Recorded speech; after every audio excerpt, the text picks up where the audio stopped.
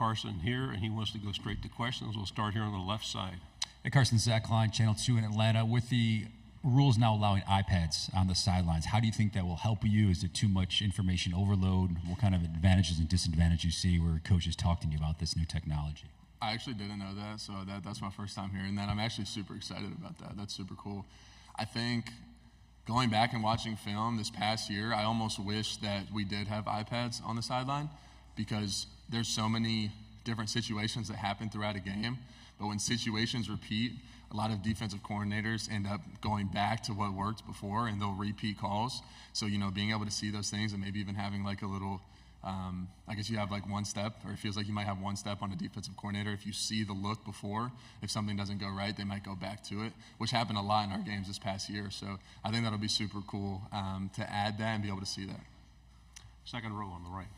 Carson, Corey LeBounty with WNSP 105.5 in Mobile, Alabama. In 2022, you were a backup in the national championship game, and in 23, of course, you were a 14-game healthy starter. Talk about your progression as a quarterback and being able to stay healthy, how important that is. Yeah, I think when you have such a good offensive line, I think we have a very strong offensive line, one of the best in the country, if not the best, in my opinion. It helps me to be able to stay healthy. But as far as a quarterback goes, I think over the course of last year, if you go look at game 1 and then you go look at game 14, it's not even the same quarterback. And then, making the decision to come back this year, I'm excited to see what the progression from game 15 to whatever X amount of games we might play this year is going to look like. Each game, more confidence gets built, and that repetition continues to happen. You just become more comfortable within your offense and with your teammates and during the game. So very excited to see that progression, continue to unfold. Left side, back row. Dan Peck, ESPN 106.7 in Auburn. A couple of your top targets from last season are in the NFL now, Brock and Ladd, among others. Who do you anticipate stepping up among the wide receivers and tight ends this season?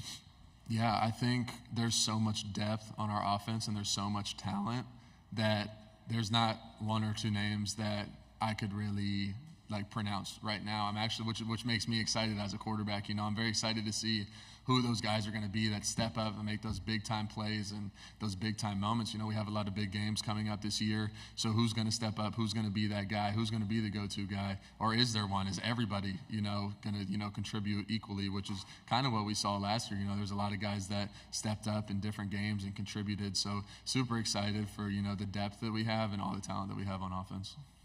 Front row, right side. Carson, Eric Bailey with the Tulsa World. For Oklahoma's football team and Oklahoma fans, can you describe how tough a road game is in the SEC for Oklahoma? And also, what is the toughest road game you've played in the conference?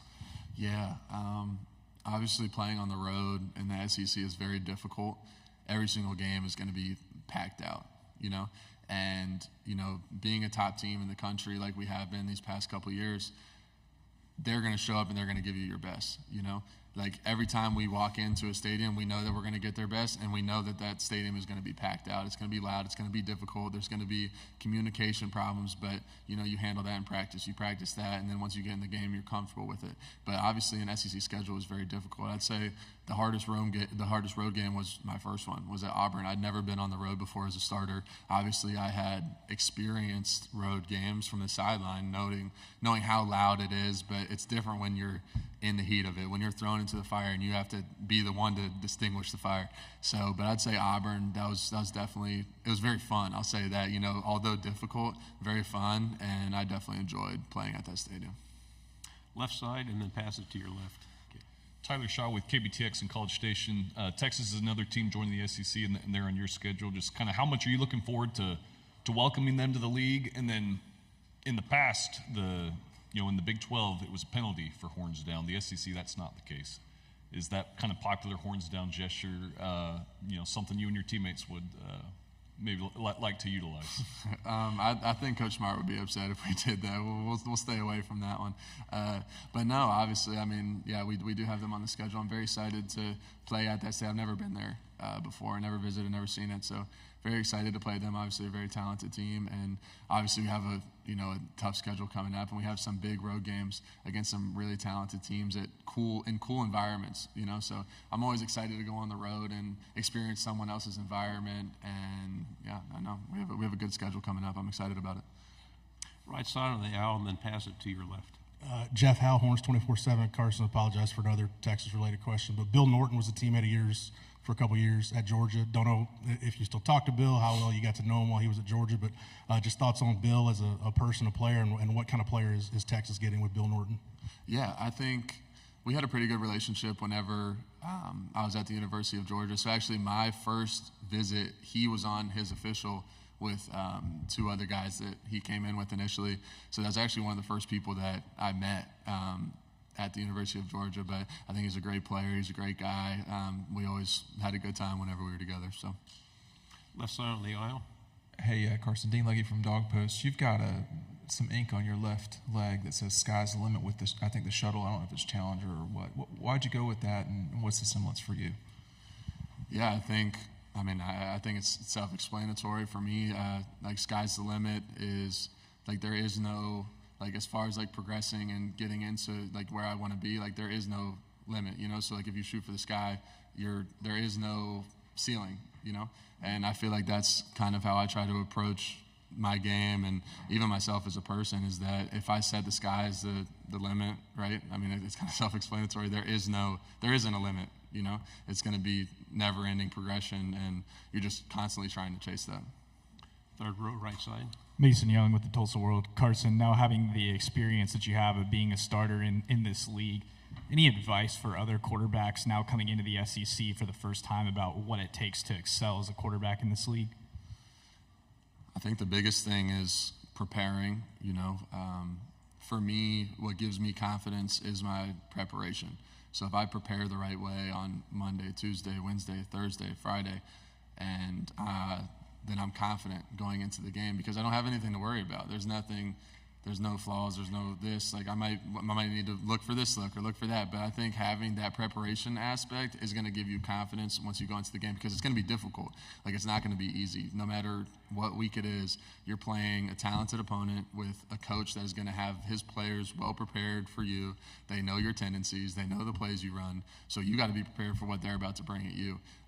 But yeah, I'd say that preparation is the biggest thing that gives me confidence. On the aisle here, and then pass it back. Hey, Carson. Tony Reese, WTVM, Columbus, Georgia. Can you talk about the type of player Mikel Williams is and kind of what he means to the team?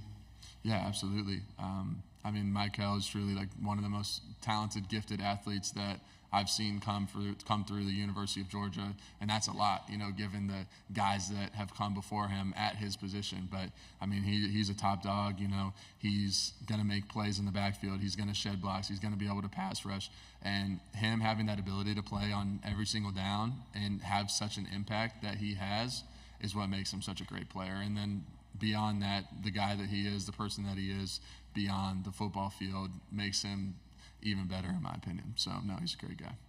On the aisle, please. Carson, Aaron Mukes, WALB.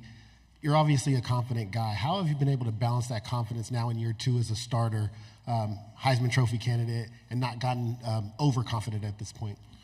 Yeah, for me, I like to, you know, put my focus on the team around me and focus on what's actually important. You know, when you focus on the team and you really put other people before yourself and you are selfless and you focus on your wide receivers, you focus on the O-line, you focus on the tight ends, you focus on the defense, you focus on the team as a whole, it kind of takes all that, you know, outside noise and pressure of these individual awards and individual statistics, and it puts it on, okay, let's win this week, and then let's win the next week, and then so on and so forth. And when those things happen and you can focus on the team and everybody on the team is on that same mindset, that's when those individual, you know, kind of awards start to happen. So, like I said, just focusing on the main thing and keeping that the main thing. Final question, left side. Trevor Denton, Way 31. Carson, Nick Saban was just talking about you on the SEC Network broadcast, saying that he knows you well from when you were committed there. How close were you to joining Alabama, and kind of what's your relationship like with Coach Saban?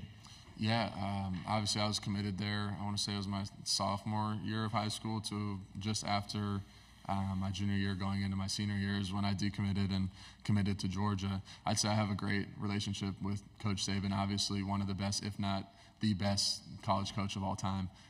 You know, his demeanor, the way he approaches the game, his intelligence level towards football, the respect that he demands from his players. I think we had a great relationship. Obviously, I never got to experience him actually being a coach, but from what I've heard and from what I was able to see in building a relationship with him, I mean, he's an amazing coach and an amazing person as well.